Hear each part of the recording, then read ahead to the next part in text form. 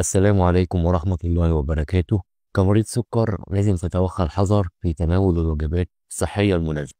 أنا امتنعت تماما عن السكر واشتريت سكر دايت، وده مش دعاية ولا حاجة. واشتريت اه زيت زيتون واشتريت زيت سمسم. زيت الزيتون ده بستخدمه في حاجات كتير قوي من الوجبات اللي أنا بعملها. طحينة مثلا، الإزازة الصغيرة ديت زيت سمسم، وأنا هستخدمه إن أنا أعمل حلاوة طحينية تكون مناسبة لمريض السكر. السكر الدايت دوت ممكن ناس تقول ان هو غالي، هو مش غالي ولا حاجه. لو جيت حسبته كتكلفه هتلاقي ان هو نفس تكلفه السكر التاني. السكر الدايت ده هستخدمه ان انا اعمل برضه حلاوه طحينيه او اعمل انواع مختلفه من المربات المناسبه لمريض السكر. ممكن برضه استخدم السكر دوت ان انا اعمل شوكولاته دايت. اشترك في القناه وتابعني عشان تشوف كل الوجبات اللي انا كلمتك عليها اللي هتكون مناسبه لمريض السكر، ولكل واحد بيدور على وجبه غذائيه متكامله ومناسبه وصحيه.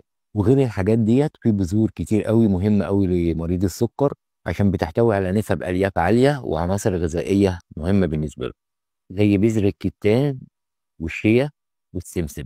واعرفك البذور دي تستخدمها ازاي عشان ما ترفعش نسبه السكر عندك. مريض السكر لازم يخلي باله من الحاجات اللي بترفع السكر، يعني البطاطا والبطاطس والنشويات والمخبوزات والسكر والعسل. طب هل في بدائل للحاجات دي؟ اكيد في بدائل. الرز ممكن يتعمل بطريقه مناسبه لمريض السكر. تابعني في الفيديو اللي انا بتكلم فيه عن ازاي تعمل الرز يكون مناسب لمرضى السكر ويكون وجبه صحيه مناسبه ليه. والخبز، لان كتير قوي من العيش احنا بنستخدموه بس بيرفع السكر في الدم، فلازم نوجد بديل يكون سهل الاستخدام وسهل. ازاي استخدم المكونات اللي ما بترفعش السكر ان انا اعمل بيها وجبات كتير، بحيث ان مريض السكر ما يحسش بالحرمان ويحس ان هو بياكل اي حاجه نفسه فيها. وفي حاجه مهمه كمان غير الاكل لمريض السكر، اللي هو التوتر النفسي والضغط العصبي. لازم مريض السكر يحاول ان هو يبقى هادي. الرسول عليه الصلاه والسلام بيقول انما الصبر بالتصبر، وانما الحلم بالتحلم. وممارسه الرياضه مهمه برضه لمريض السكر، وان هو يحاول يبقى ليه هوايات كتير بحيث ان هي تقلل من التوتر والضغط النفسي اللي بيعاني منه. نرجع لموضوع التغذية.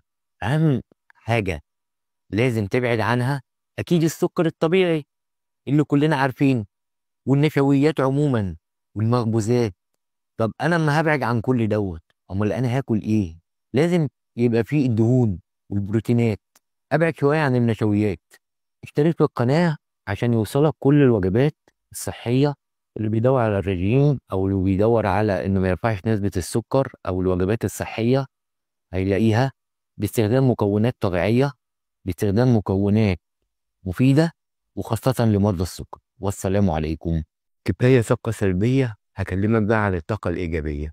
فاكر الطفل الصغير اللي في الفيديو اللي أنا قلت لك إن هو كان رضيع ووالدته توفت؟ الطفل ده دلوقتي في الثانوية العامة، ربنا يبارك فيه. وبالنسبة لأي واحد جاله مرض السكر، وأنا هنا بتكلم على مرض السكر من النوع التاني لأن هو نوعين. النوع الأول اللي هو بياخد انسولين، النوع التاني اللي هو بياخد الحبوب. انا شفت فيديوهات كتير بتتكلم عن العلاج بدون ادويه، بس تغذيه فقط.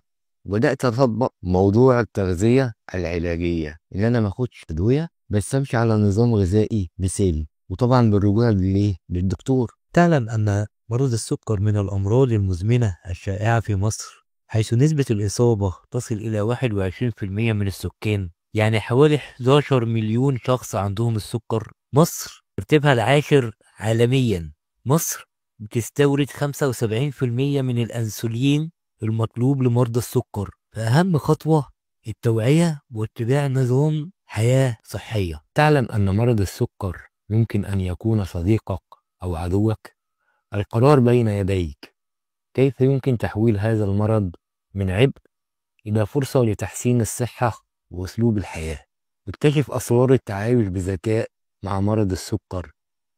علشان كده أنا حابب إن أنا أنقل لك التجربة اللي أنا عشتها. فلو أنت بطل ووصلت معايا، لو أنت وصلت معايا لغاية هنا، حابب بس أفكرك بالاشتراك عشان يصلك كل جديد وتعرف التجربة كاملة. ما تناول السكر والنشويات بكمية كبيرة لا يسبب مرض السكر. طب ليه في ناس بيصابوا بمرض السكر؟ قبل ما نعرف، السلام عليكم أيها الأصدقاء.